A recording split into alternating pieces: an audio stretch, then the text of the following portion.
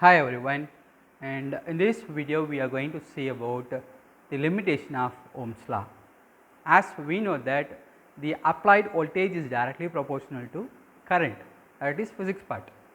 Now, for better understanding what I am telling, if you are in very good hungry, so that today breakfast is for you is idli along with chutney, right?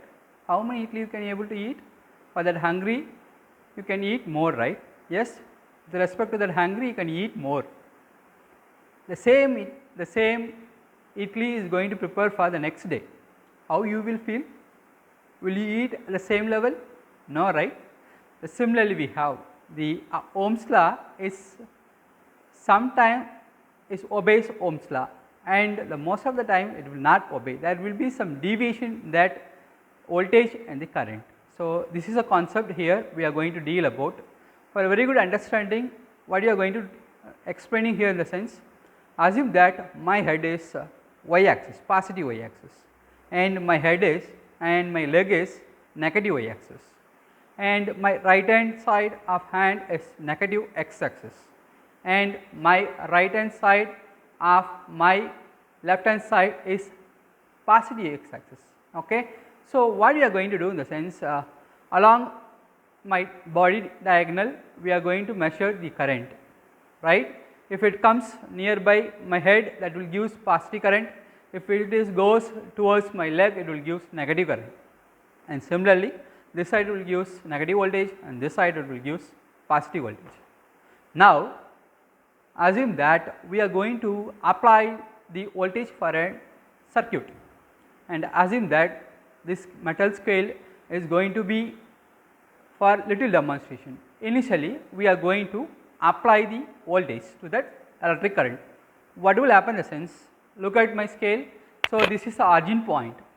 So, what will happen in the sense, so initially is increasing when we are increasing the voltage also, right.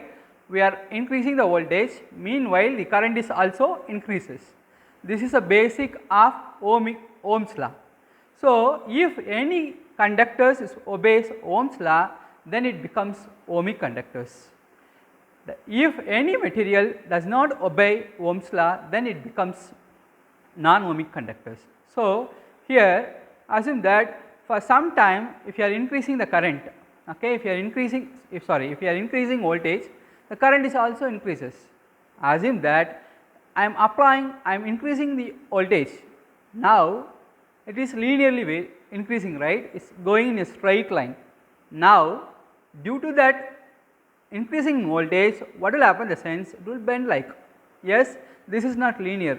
So, this will be linear from this point to my left hand thumb, up to this point it will be linear, afterwards it is not non-linear. Similarly, we are going to do for different materials. Assume that this is we have a rubbers, okay. So, initially it may have, if you are applying the voltage, okay, so the current will be goes increasing, so it will increases.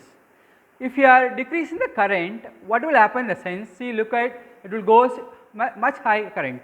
Now, I am reducing this current, again it will come back and it reaches origin, afterwards still I am reducing current. Look at here, see, the current remains constant this area, afterwards it drop down to the tiny current, here it will produce tiny current, right. So, similarly these are all the basic examples for non-ohmic conductors. Now, we can move on to this session. So, here I wrote the limitation of Ohm's law. So, here we are going to discuss about ohmic and non-ohmic conductors. So, first we are deal with ohmic conductors.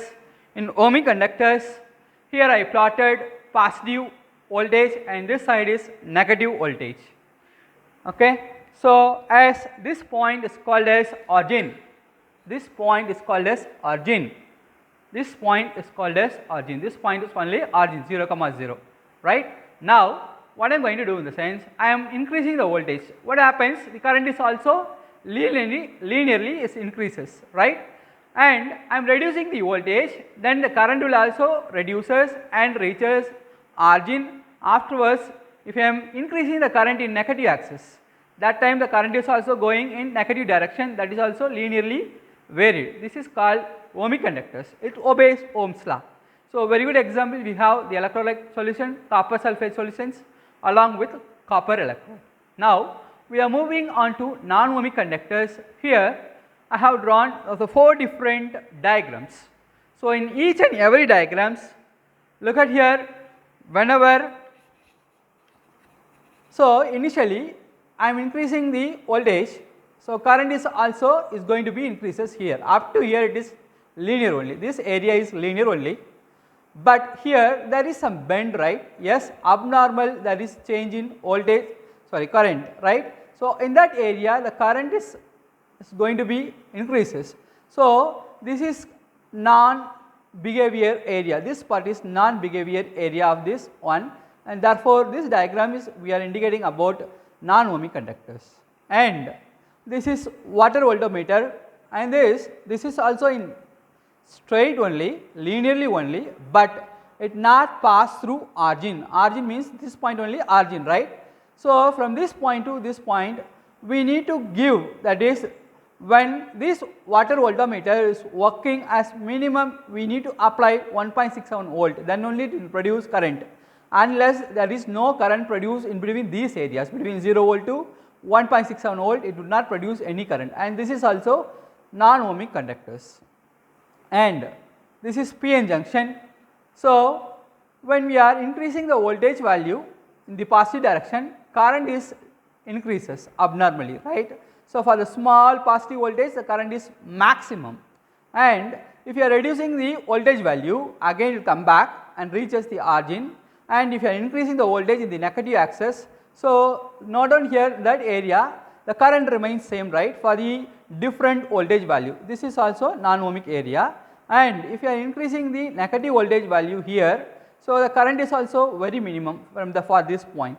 So, this behavior also is non-ohmic conductors, and this diagram we are going to see in the future chapters in electronics, PN junction. It acted as a rectifier, it converts AC into DC, and this one is about semiconductors. So, in semiconductors, if you are, this is for gallium arsenic. So, if you are increasing the voltage value, okay, this x axis voltage and y axis is current. If you are increasing the voltage value, here the current is increases. So, afterwards it linears as exponentially up to this point is maximum.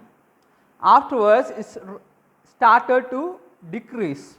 So, from this point origin to this point, we can say that this is ohmic region, or it obeys Ohm's law, this is linear. But from here to the maximum value, it is exponentially varied.